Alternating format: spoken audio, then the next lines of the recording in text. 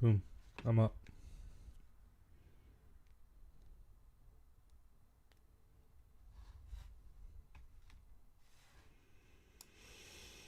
Okay.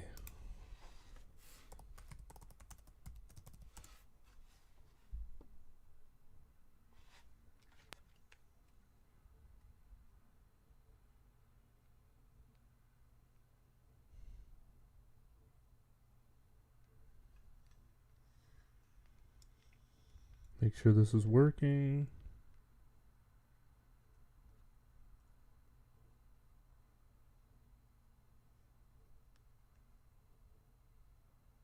No?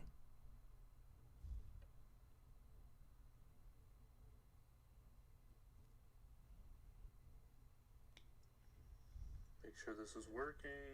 Oh, just really laggy. Okay.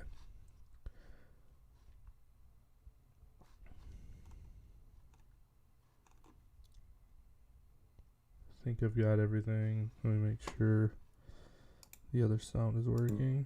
I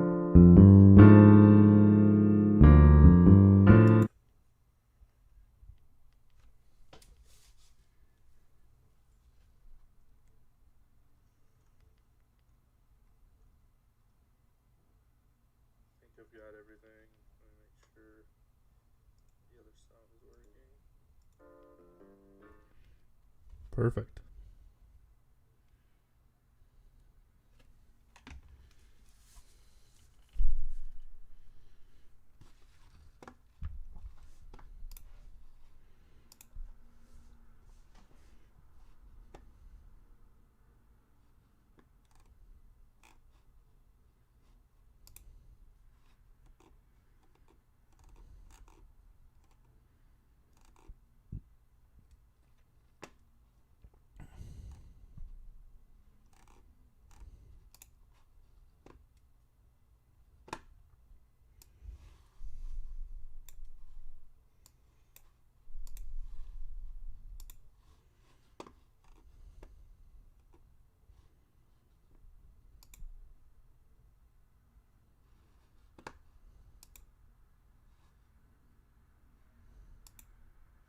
Oops.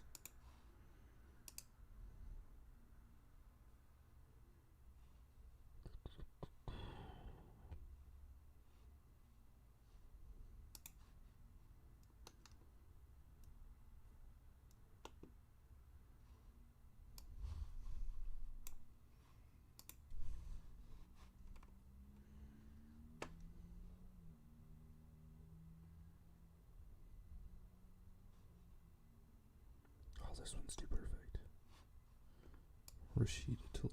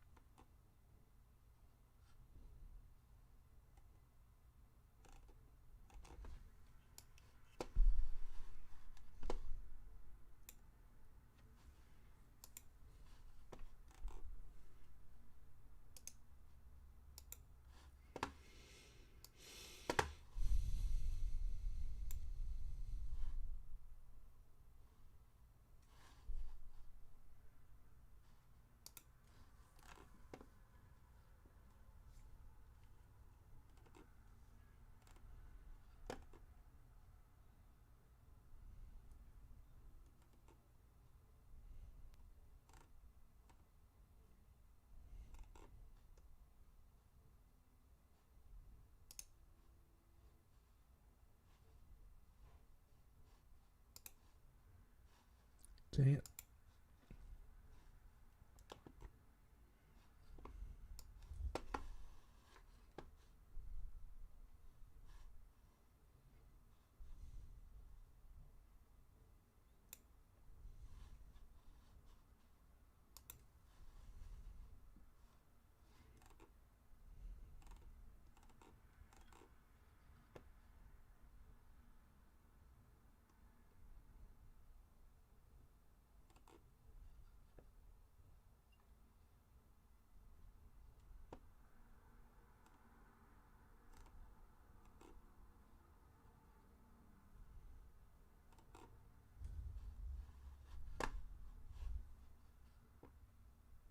Wow, there's so much here that I've missed.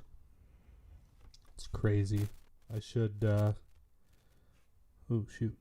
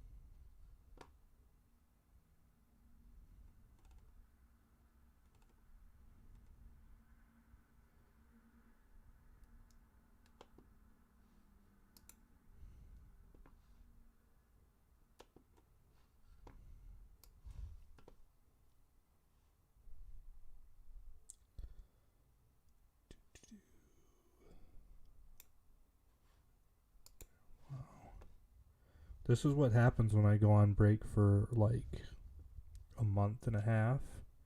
There's just so much to talk about. Because so much has happened. My goodness.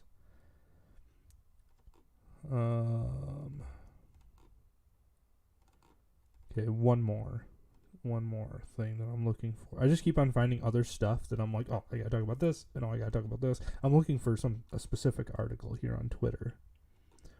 So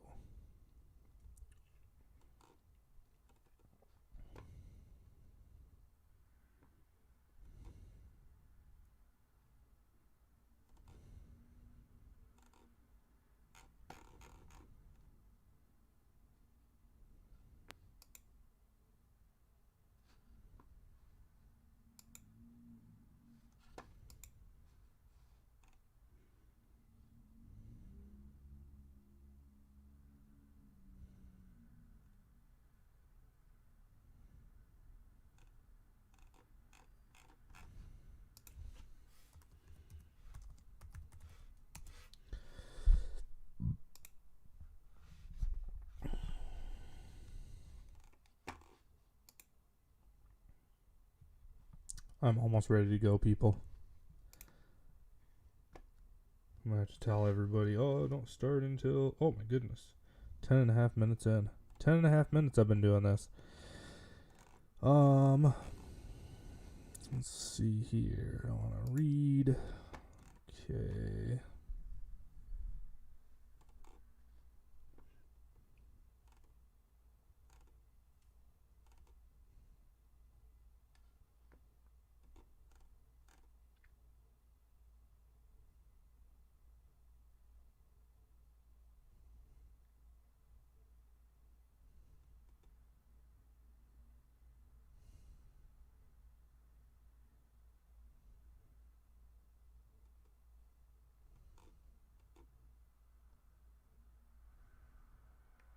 Do I want to talk about Rittenhouse? I don't know.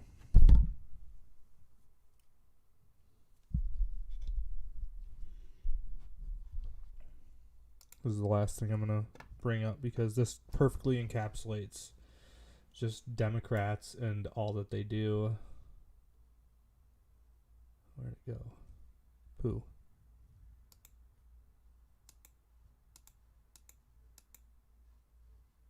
Where'd it go?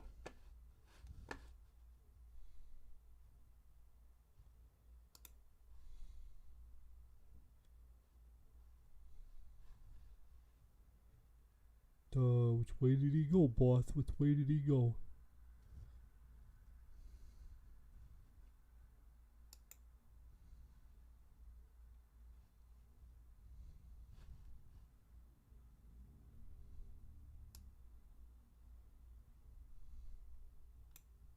Okay, there we go. Now I've got everything I want. Perfect. Starting 12 and a half minutes in. So, awesome. We are back after a very long break. I have been out for a month and a half. The semester started, and I had my senior recital, and just so many things happening here on campus that I could not both, keep my, I could not keep up on my politics and school and my family all at the same time. So I pushed this to the side for a while because this it's just the thing to go. So we've got a ton to talk about. Allendale. So a bunch of black people have white privilege, I think. Black Lives Matter vandalizes things, and they get away with it. So we're going to be talking about that. The Lanthorn has a bunch of great headlines. Really great comic this week. Very super funny, well thought out. They are also under the impression that we have open discussions, which is comical a little bit.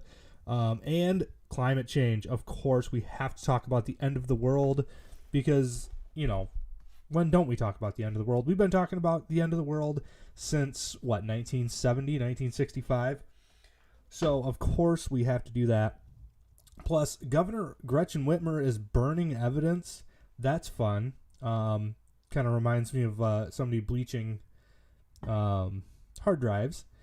And we have a bunch of fun tweets to go through. I think we got a Detroit... Oh, yeah, burning evidence. And we got a bunch of tweets to go through. Also, a black lady wins lieutenant governor in Virginia. And apparently all the Virginia voters are racist. We're going to be talking about that. I'm Anon Don, and this is the Holmes Politicast. Oh, we're going to try that one more time. I'm Anon Don, and this is the Holmes Politicast. Oh, yeah.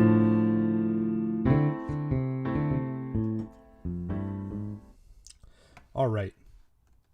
So, first off, Allendale Township Board will not pursue vandalism charges. Huh. Yeah, this one caught my eye. I knew immediately when I saw it. I was like, oh, that was the statue thing.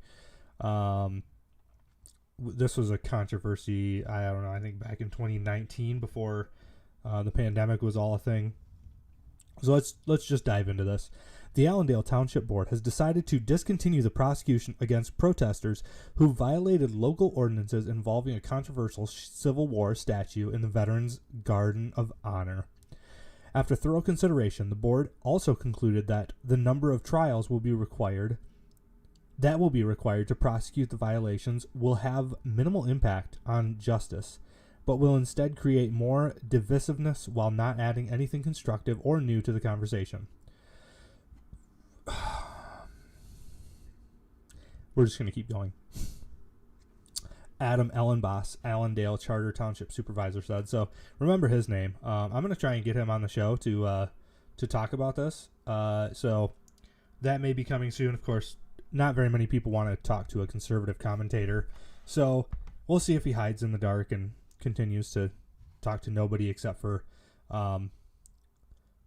left-wing news outlets. But regardless, demonstrations against the statue were sparked by, who is it? The Black Lives Matter movement. The poor oppressed people that they get so much flack for everything, as they destroy and burn and pillage, which gained traction across the U.S. in May of 2020, following the death.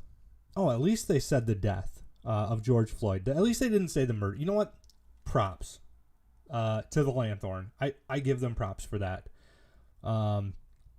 They actually recognized that George Floyd was not murdered.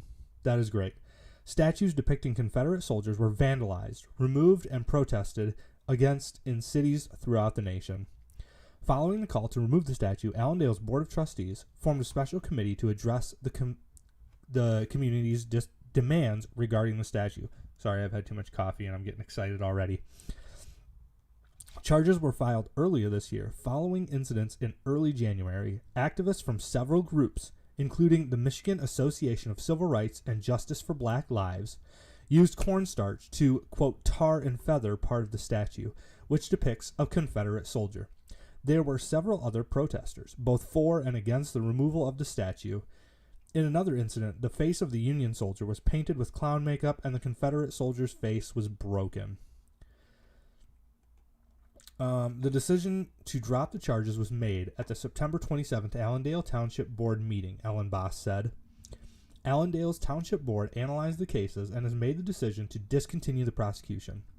Ellen Boss said in a statement, "The township's viewpoint is that the primary aspect of the statue controversy was whether or not the statue would remain in its current location." Well, that has absolutely nothing to do with the statue being vandalized, but okay. The Allendale Board of Trustees voted 5-2 to keep the statue at a meeting in June. Ellen Boss said that while discussions regarding the statue has continued in the Allendale community, no new demonstrations or information have entered the debate. So they're taking this. It's interesting. This article was about the prosecution of vandalism against the statue. And so, okay, I can understand not prosecuting for putting clown makeup on. Whoever broke the statue should be prosecuted. Tarring and feathering the statue should be prosecuted. I mean, like, they shouldn't be big prosecutions. I'm not talking about throwing them in prison forever, but somebody had to clean those things. So, yeah, I guess the face paint would, that has to be cleaned too. Somebody had to clean that. That's taxpayer money going toward somebody else. Somebody in our community, well, maybe not in our community. People have been crossing state lines, crossing county lines, as the Kyle Rittenhouse haters like to say, but they've been coming into other communities and damaging property.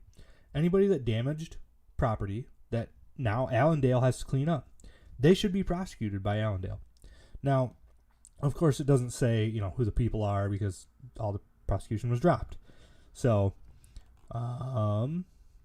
that's really all I've got. They should be prosecuted. We should not be allowing people to deface statues. I mean, if I went out and defaced the LGBTQ board out there on campus, if I went out there and ripped down the gay flag, I would be prosecuted without question, as I should be. These people should be prosecuted too, and I don't understand how Black Lives Matter gets so much white privilege. All right, we're going to move on because that is all I've got on that. So, this super funny comic. So, I don't know if the Lanthorn is aware what a comic is. I haven't seen any funny ones, though. I've seen mean-spirited ones. I've seen nasty ones that, call Joe Rogan a horse. Very disrespectful. Calling, random conservative podcasters that Athena Jasmine. Yeah, she asked me one time, how come you didn't do that one? Well, you wrote it. Why are you asking me how come I didn't review it? Because it's not funny. It's just a comic attacking somebody. So this isn't an attack. But I do think it is kind of funny in an ironic kind of way. I want to suck on your neck, not bathe in your germs. So Dracula is now going to bite you with a mask on. The Wolfman is now going to maul you with a mask on. He's going to eat your face off, but he doesn't want your germs. And then Frankenstein, he's just going to rip your arms off with a mask on. I don't really know that any of these monsters particularly care about germs, and I don't know that any students particularly care. Well, some of them do. I got to admit, some of them do, but this was just not funny. Lanthorn should make some funny cartoons. That'd be good. So, we move on. Gays into LGBTQ history. I think that should be a capital offense right here. This is that was not a good pun. Not a good pun. And I think kind of homophobic, I'm pretty sure. If I said something is gay, or if I used gay in that way, I think I would be hung, tarred, and feathered. But you know what? I'm gonna say that the Lanthorn, they didn't have malicious intent, so I'm not gonna call for tar and feathering. But you know, if the gay community wants to get on that, you know, that's their issue. So we continue. An open door discussion. I highly doubt this was an open door discussion, because I've seen what kind of discussion goes on at Grand Valley State University when there's a settled position. When the establishment has a settled position, the leftists, they scream. The independents, they kind of go along with the leftists. They're like, hey, yeah, you kind of hurt their feelings. And then the people on the right, they just stay silent. So if you call that an open discussion, I guess it was an open discussion, but let's just get into the article. Last year, Grand Valley State University was named the best university in Michigan for LGBTQ students by Campus Pride and Best Colleges. The ranking combines Best Colleges criteria of academic support and affordability data in addition to the Campus Pride Index score. As national rating system, a national rating system that measures LGBTQ-friendly campus life. Now, I don't want to know what the parameters for this rating system are, so I'm not going to look into that. If somebody wants to look into that and let me know, that'd be fine, but yeah, I don't care. Campus Pride considers 8. Oh, they're going to tell us. Okay. Good on you, Lanthorn. You did some investigative journalism here. Campus Pride considers 8 LGBTQ plus inclusive factors to reach a measurement. Policy inclusion, what does that mean? Support and institutional commitment. What does that mean? That's so vague. Academic life, housing and residence life, campus safety, counseling and health, recruitment and retention. I mean, I would assume all of this is for the gay people. Very vague factors, I guess. I don't really know how you would measure counseling and health. I guess like all the counselors affirm your homosexuality. I don't know. Recruitment. So the number of gays at the college. Maybe, I don't know. What if they decide to change their identity? Like, is that like if a gay decides to not be gay, is that a loss? Like, do you still retain that person? Like, if they become bi, is that like? I mean, I guess it's all under the umbrella, so you can count that as retention. But anyway, very vague factors. Academic life, I don't know what that means even. The gay people have to get good grades. Doesn't sound very meritorious, grade scale wise. I highly doubt that gay people are getting just A's just for being gay. And if they are, Grand Valley should probably be shut down. So, yeah, weird. We continue. Part of what makes GVSU such a good campus for LGBTQ students is the Milton E. Ford LGBT Resource Center. Well, that's not very inclusive. Just LGBT Resource Center? How rude. No Q, no plus. What? How did we win the best when we are not even inclusive of the Q and the plus? I don't know.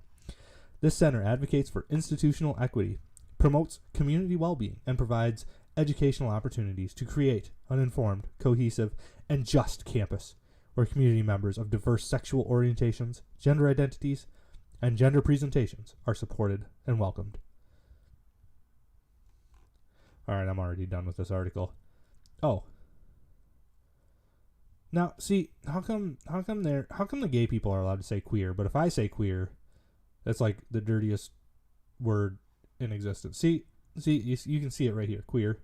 We feel the need to present it because queer history is not only very important on a personal level to queer folk themselves, but to everyone who cares for human rights. So I guess I don't care for human rights. See, this is how the left does it. They just couch their opinions into human rights. They're like, well, if humans can't do this, then they don't have any rights.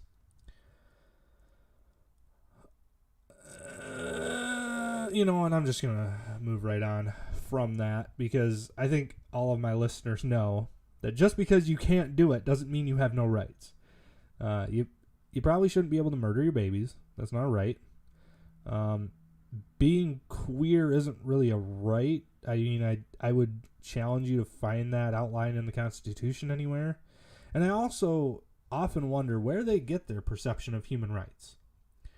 Does the government give you human rights? Because if the government gives them, then they can take them away. If you're couching your human rights in some idea of God, I don't think there is. At least there's not a monotheistic God that supports homosexuality. I mean, if you're Hindu, maybe, but I just don't know where they've taken this idea of human rights that flourishes out of a Christian worldview, that believes that human beings have dignity and worth because they are made in the image of God, and then they just say, well, humans can do everything because, human rights. That's not really where we get human rights. I just saw this. The turnout was about 10 students, and the reactions were good. Wow. Whew, you guys are really cooking. You got 10 whole students to come to your event. So that's news that the Lanthorn considers newsworthy, I guess. Climate change. We're just going to move on because I'm going to get in trouble if I keep on talking about the gay thing that was super popular. So, Sunday, October 31st marks the beginning of the 12-day 2021 United Nations Climate Change Conference, which I hear Joe Biden is falling asleep at. So that's still going on right now, I believe. Yeah. So Joe Biden's in Scotland falling asleep, or doing something else. I don't know.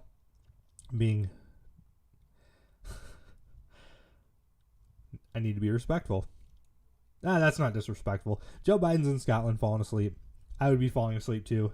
So, no disrespect to Joe Biden. If I had to be at the United Nations Climate Change Conference, I'd be dead asleep because it is totally worthless. Maybe Joe Biden knows that. Maybe he just needs a nap. Now, I don't know why it is abbreviated to COP26, and I don't care to find out. I want to just point out that COP26 in no way reflects United Nations Climate Change Conference. UNCCC changes to COP26. Where is the 26 coming from?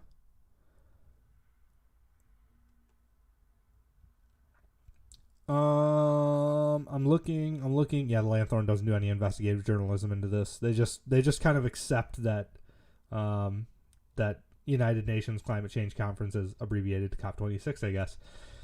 So, I am never going to get through any of these articles if I keep on talking. My goodness. All right. The participating nations will be talking about promises made in the past, setting new goals for the future, and discussing ongoing anxieties and concerns. These topics are relevant to literally everyone on the planet. But, as members of the generation that's inheriting the Earth, students in the Grand Valley State University community need to be keyed into the conversation happening in Glasgow right now.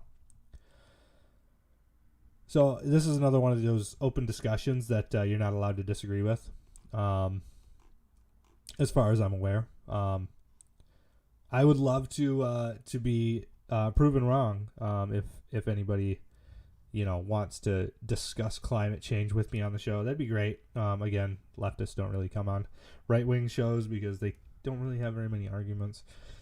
So climate change was also part of this year's G20 summit. Oh yeah, the G20 summit, the summit of leaders. which concluded on Sunday. As explained by the New York Times' Somanai Sengupta. Sengupta. I feel like there was a scandal involving him, but anyway, I'll find that out later. If there was a scandal, we'll talk about it next week. Leaders attending the COP26 have been given a straightforward goal: halve greenhouse gas emissions in 8 years. But things appear to be off to a lackluster start, as leaders from some of the biggest polluters, Russia's Vladimir Putin and China's Xi Jinping, will not be attending in person. Wait. So Russia and China are opting to not fly a private jet to Scotland. And I care so little about this. So China and Russia are not wasting a bunch of gas going to Scotland, so they're bad. But Joe Biden, he is flying all the way there on his private jet all by himself. And that's good for climate change. I'm sensing some cognitive dissonance here somewhere in the air. I can't quite grasp it. However, the powerhouse, industrialized nations that will show up to the COP26 have their minds full with other prior commitments, like paying poorer countries the $1 trillion they were promised back in 2010. The full amount was meant to be paid by 2020, but won't be for 3 more years. Reparations for damage already done by climate change, according to Sengupta, are also being discussed. Reparations for damage already done? Who are we paying? God? Like, who owns the world that we are paying? I don't know. The Lanthorn decides not to ask these questions. They just kind of say things like reparations for damages already being done.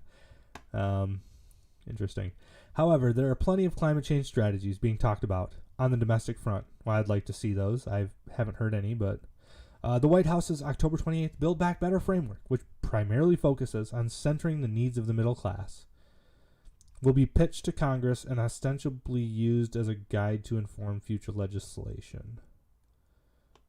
That sentence made absolutely no sense. I'm going to look at this Build Back. Oh,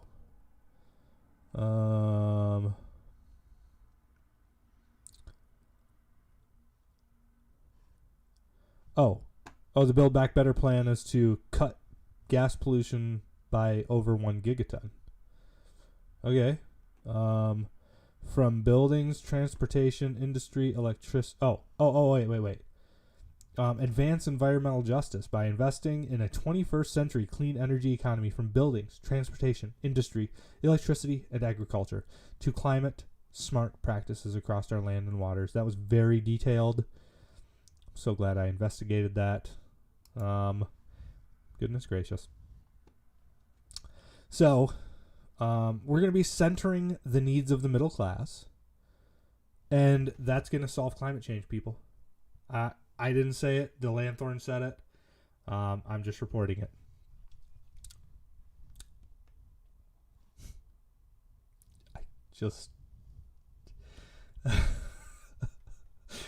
Centering the needs of the middle class. How just like a newspaper. Amidst the jargon indeed, the framework includes a section on...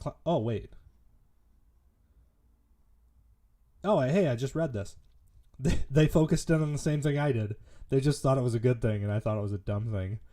The framework includes a section on climate change solutions. Build Back Better promises to cut greenhouse gas emissions by 1 gigaton by 2030 and invest $555 billion in the clean energy economy, which involves revamping infrastructure to make room for clean power, investing in smart agriculture, and repairing infrastructure damaged by climate change. Okay, well, that was so vague as to be super helpful. The framework also promises rebates and tax credit to middle-class families, which will lower the cost of installing rooftop solar panels and purchasing electric cars. Grow the clean energy industry, incentivize cleaner practices in existing energies. The tax credit and rebates are eerily similar to PACE, a program that was exploited by unsavory parties. PACE. Exploited by unsavory parties. Let's see what this is. I didn't actually read. Oh, John Oliver. Our main story tonight concerns home renovation. Oh my goodness, John Oliver. Yeah, we're not gonna listen to him. So that's the level of great article. That's silly.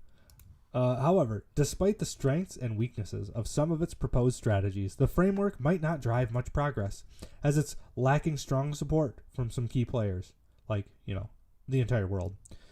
News like this does not inspire much optimism, but on a local level, there are upcoming opportunities for members of GVSU to learn and promote sustainable practices. Oh, good. GVSU's Climate Change Education Solutions Network is hosting the Climate Change Education Solutions Summit 2021 from November 3rd to November 5th. Oh, that just ended. Cool. Besides reducing your own carbon footprint, another important facet of combating climate change is making informed decisions as a voter. This summit is an opportunity for GVSU students to learn more about that problem that climate change poses and the potential solutions. So, here is my promise to you, listeners, because you listen to me babble on for hours. I'm going to listen to them babble on. I'm going to see if I can find this Climate Change Education Solutions Summit. Let's see. I will actually... I'm gonna go right now. I'm gonna see if it's watchable right now. I don't think it is. I don't think I can get video of it. I don't know if I can. Let's see. I'm working on it. If I can get video of it, I will watch it.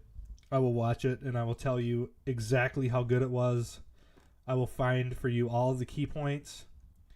And, we'll go from there. So, Climate Change Summit, super important. I think that ends the Lanthorn's, that ends the Lanthorn's section. Goodbye, Lanthorn. Hello, Governor Whitmer. Sweet. So, because we've just had our 2021 elections, 2022 is next year. It's a big year. We got to get rid of the Gretsch. So, number one, we're going to be looking at some of her vetoes. So, remember that nursing home patient that got the crap beat out of him? Yeah. So, the senators wanted a bill to make video cameras standard in nursing homes. She vetoed that. Let's see. Local hospitals found budget cuts in 2019. That seems to have been a bad idea looking back. Governor Whitmer cuts more than $300 million from autism resources. Let's see. Among state budget cuts include County Veterans Services Fund. I feel like we should be supporting our veterans. I know, hot take, guys, but that's just my opinion. We should probably support our veterans. They fought for us. They've died for us. They've lost limbs for us. We should support them. Whitmer disagrees. Michigan Sheriff departments to lose funding for 119 deputies with Whitmer's budget vetoes. So that was Lansing State Journal. That was a headline. So I mean, if you think that I'm making this up or somebody's making this up, no, these are real headlines from real. Let's see. The first one was from Fox 2 Detroit, and I actually looked at that one because Fox isn't always reliable. They're right wing, kind of a little bit, but they're also very unreliable. They skew to the left a lot too. The second one, the local hospitals to feel the squeeze. That was from the Times Herald. NBC 25 News, governor cuts more than $300 million for autism resources. So we're just going to keep on going. If you're watching, you can see all the stuff that I'm talking about. So go to YouTube, check out this segment. It's about 41 minutes in. 40 minutes in-ish. So Crane's Detroit, Whitmer vetoes $375 million for roads, bridges as budget battle heats up. Now, I feel like that goes against one of her promises. We're not going to get into it. But fix the damn roads. I feel like I've heard that somewhere. It's ringing bells. And I lost it. I can't remember who said it. But certificate of need bills introduced to reduce costs, increase access. I don't even know what the heck that means. So, Whitmer vetoes bills that would have protected whistleblowers, delayed local tax collections. mLive. Wow, there are so many of them. So that's just a few of them from 2019. We're going to move on to 2021. We're just going to skip 2020 altogether because she vetoed so many things in 2020. She vetoed a bill to delay taxes. Vetoed bill directing COVID-19 patients away from nursing homes. That one, oh my goodness. Vetoed a bill to make absentee ballots application fraud a felony. So you can, commit ballot application fraud, and it's just a misdemeanor. I said I was going to skip 2020, but those are just a couple from 2020. 2021, Governor Whitmer vetoes 3 voter ID bills meant to tighten election security from the Washington Examiner. And I've read those bills. I was following those very closely. That's all they were. I mean, Democrats, of course, will say, oh, they're trying to make voting harder for black people and they're racist. And no, those just voter ID. You just got to have ID to ask for a ballot, to ask for an absentee ballot, and to vote in person. That's all it was. Governor Whitmer vetoes COVID relief spending bill, 9and10news.com. Rural communities left behind with Whitmer broadband veto. Oh, so that was Senator Kevin Daley. Yeah, they were trying to get, and I don't actually agree with that, so good. I'm glad that, wait. I don't remember what that one was. I think it was for an easement so that you could run high capacity cables out to rural communities and they could use those to get internet out there. And she was just like, yeah, no, you're not using the easement. I think. I'm not 100% sure. You know what? Yeah, I'll look into that one for next week. Whitmer vetoes, maybe. Whitmer vetoes bills giving businesses tax breaks for purchases of PPE. Freep, the Detroit Free Press. So we can get rid of a tampon tax. We can end period poverty, but we can't give businesses a tax break for purchasing the PPE that she's demanding they purchase. Okay. Governor Whitmer vetoes business tax breaks a day after touting small businesses. IOSCO News. Whitmer rejects $155 million plan to give $1,000 scholarships for elementary reading help. Detroit.chalkbeat.org. I didn't hear about that one at all. Governor Whitmer's policies hamper restaurant and lodging sectors. dbusiness.com. It goes on. There's more. You can actually go into this. They actually have the bills listed. You can, if you're watching, you can go into it. Look at that. It brings you right to the legislature bill. Brings you right to it. Revised summary as passed by the House. Gives you all the thing. Presented to the governor 10/20/2021. Vetoed by governor 10/29/2021. So if you think that these veto things they're full of crap, you can go there. You can actually see all the bills that Governor Whitmer has vetoed. Speaking of Governor Whitmer, guys, Miss Transparency is burning evidence. Oh, goodness. So I'm just going to read through this one because I don't think I need to say anything about it. I might say something about it because I can't resist. But throughout the pandemic, Michigan employers have felt the sting of government interference. Those who didn't follow Governor Gretchen Whitmer's constantly changing rules faced serious fines and even closure. Now, some are pushing back on citations and exposing even more secrecy within this administration. So, you guys remember that? Businesses being fined, closed. One business owner being arrested.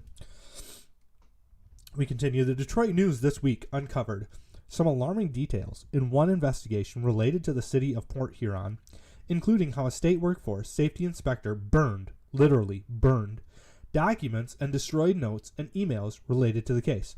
That alone calls for a close look at this agency's practices and leaderships. Did anyone instruct Michigan Occupational Safety and Health Administration Inspector Matthew Hartman to take such curious action? And did he violate state policy or the law in destroying the evidence? Now, of course, he's not talking. He's not going to say who told him to do it. I'm talking. Let's just continue. These are important questions that deserve answers. Setting records on fire while cases could still be appealed seems unusual, and the destruction leads the public to assume that they contain information that the agency didn't want the public or Port Huron to know. Yep, I would say that that does lead the public to that assumption. Man, the Detroit News, they're so nice with it. Setting the records on fire seems unusual. Yeah, seems unusual. You could say that. Late last month, MyOSHA, facing the threat of having director Bart Pickelman deposed, filed to dismiss the citation against the city. Again, what information were they trying to keep secret? The threat of having... Okay, MyOSHA dismissed the citation against Port Huron. Yes. Okay. In their role, MyOSHA inspectors are law enforcement officers. See, this is where I differ from the Detroit News a lot. MyOSHA does not actually create any laws. They're given power by the legislature that they shouldn't have. The legislature makes laws. MyOSHA inspectors are not lawmakers. They are not law enforcers. They are guideline enforcers. And guidelines, my friends, are not laws. Notes and emails that contain information on how they built their case should be retained as long as the case is pending. We do not want a state that incinerates potentially exculpatory information while a case is still being adjudicated. You know what? I agree. We don't want evidence burned while the case is still ongoing, or while the case could still be appealed. In the Port Huron case, MyOSHA was charged with enforcing Whitmer's COVID orders and fining businesses and employers if they didn't fully comply. The agency, which falls under the Department of Labor and Economic Opportunity, has levied more than 500 COVID fines and publicly reported the names of businesses penalized through the press releases. The city of Port Huron decided to fight back and appeal the $6,300 fine it received in the summer of 2020 for reported violations of workplace safety rules. City manager James Freed referred to the case as, quote, a sloppy attempt, unquote, to disparage employees and an example of MyOSHA's harsh pandemic enforcement. Freed noted the city's legal fees totaling at least $15,000, an amount many small business owners wouldn't be able to swing. The legislature should take a close look at how MyOSHA conducted its investigations and why emails and notes that related to the case were incinerated. House Oversight Committee Chairman Steve Johnson, I love that guy, he's so good, Republican of Wayland, has held hearings on the failings of the Unemployment Insurance Agency, which we've covered on this show. We actually saw the unemployment lady stumbling over every single sentence that she uttered, trying to get around Steve Johnson's comments. Also under the Labor Department during COVID, and this has led to the recent resignation of the acting director, Liza Estlund Olson. He should now turn to MyOSHA. So, Steve Johnson, yes, please turn to MyOSHA. MyOSHA will continue to play a large role in overseeing the business compliance, and it will be the state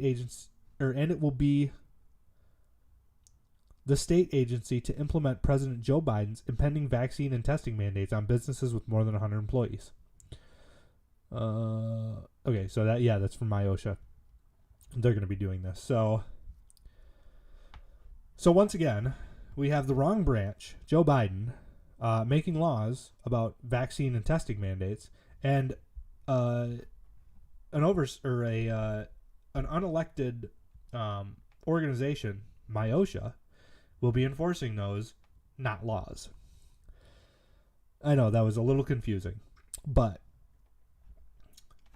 the executive branch is making things that are not laws, and MIOSHA will be enforcing them or shutting down your business. All right. So, Whitmer literally burning evidence. But, hey, she can make a good pancake. She didn't burn that. Look at this. Look at this. For those listening, sorry, we're on Twitter right now. Governor Gretchen Whitmer. These are giant pancakes. Mickey Mouse pancakes. But have you ever seen a Spartan pancake? Oh. So, yeah, she's making a Spartan pancake. Look at that ass. Look at that. She's got it. She didn't burn it. Good for her. All right. Next. Oh, look at this. Okay, so Grand Valley State University. So this is our concert from last night. Took a picture of the table. We've got 3 people here, 2 people over here.